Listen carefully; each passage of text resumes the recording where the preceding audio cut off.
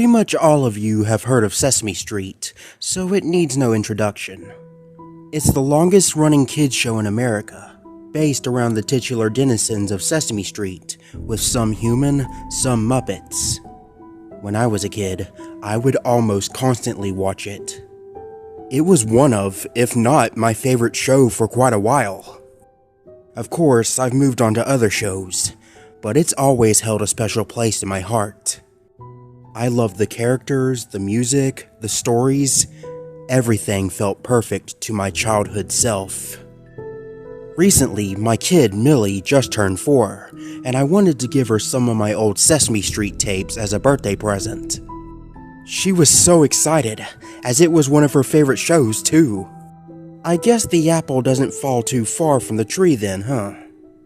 Well, immediately after getting them, she zipped to the TV and started to watch them. I, of course, joined in for a little blast from the past, and boy, was it a blast. It was so nice spending time with her. I wanted it to last forever. But eventually, day turned to night, and Millie fell asleep. I took her to bed and let her doze the night away.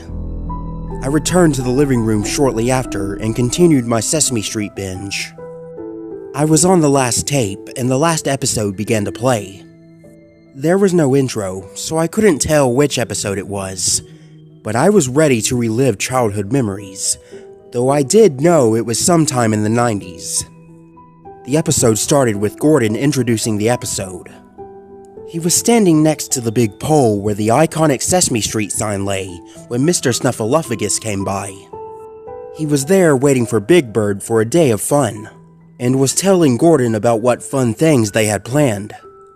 Gordon later departed, saying goodbye to Snuffy and leaving him alone. Where Gordon once stood was a man that appeared out of nowhere.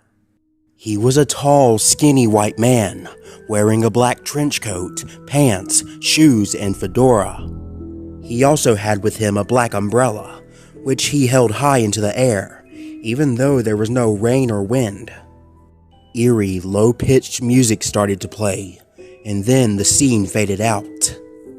The scene transitioned to Big Bird walking down the street, finding himself at the titular pole, but finding no sign of Snuffy.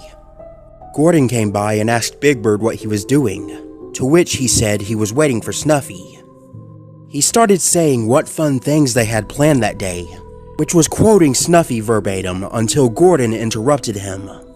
Gordon told Big Bird that he saw Snuffy just minutes earlier, and they both got a concerned look. They then searched out looking for Snuffy, and the scene ended.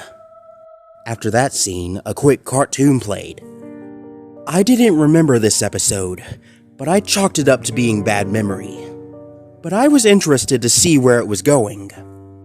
The next scene showed Elmo and Zoe playing in the park together. They were playing with blocks and balls and playing a counting game with them. After a minute of playing the game, Elmo excused himself and left. And just behind where Elmo stood, the Umbrella Man was there, just in front of the bushes. The same music played, and the scene faded to when Elmo was just coming back. Elmo found that Zoe was gone, and he became worried. He found Gordon and Big Bird looking for Snuffy and told them about Zoe, to which they took to finding both Snuffy and Zoe. Later, a scene showed the search party becoming bigger, with more people coming to aid in the search. Gordon stopped by a tree to relax for a minute, and Big Bird was getting worried and repeatedly asking Gordon to get up. Gordon calmly told Big Bird not to worry, and that he'd catch up in a minute. Big Bird left, and the Umbrella Man was right where he stood. The man started walking towards Gordon, but just before he got to him, the scene ended. The next scene showed Big Bird worrying about Gordon and his friends, when Ruthie came up and told everyone that Gordon, Rover, and Cookie Monster were missing. This caused a bit of commotion, until Mr. Hanford settled the tension with a positive and persuasive speech. The crowd's noise died down, and everyone went in different directions to search more effectively. After that scene ended, the next scene showed that it had been 3 days, and no one was found. Telly was sitting on a bench, talking to himself, worrying about his fellow citizens of Sesame Street. Elmo then came up and tried to comfort him, also learning that Susan, Harry, Bert, and Ernie were missing too. Elmo was just on the brink of relaxing him when the camera zoomed out to show that the Umbrella Man was standing right next to them. They looked over at him in fear, and the scene ended. After this, a scene showed a random Muppet running in the streets, yelling, "Beware the Umbrella Man!" After running into Hooper's store, Mr. Hanford and some others calmed him down and got him to explain. The Muppet explained that he saw the Umbrella Man take Telly and Elmo, and knew he was responsible for the others disappearing. Big Bird was among the crowd and looked towards the viewer, pondering if this supposed Umbrella Man was behind his friends disappearing. Just when he was about to ask the Muppet a question, the Muppet was gone, and a silhouette of a tall man holding an umbrella passed by the window. Big Bird ran outside to find no one, and he went to his nest in a slump. Mr. Hanford told the other patrons of the store to relax and that this whole thing would be sorted out. The camera angle changed to show the Umbrella Man standing just outside the shop, but they were all oblivious to his presence. The scene ended with a slight zoom in onto the man's face. A very smooth face, with no signs of hair or expression. The next scene showed Big Bird sitting on the steps of the 123 Sesame Street building alone. He sat sighing and wondering where everyone went. He told the viewer that nearly everyone was gone, and he was scared. Oscar came out of his trash can, wondering what the noise was. Big Bird was relieved to know he wasn't alone, but Oscar wasn't so happy. Oscar explained he was enjoying the peace and quiet when Big Bird woke him up from his nap. Big Bird apologized, but started going on rambling about how his week was awful.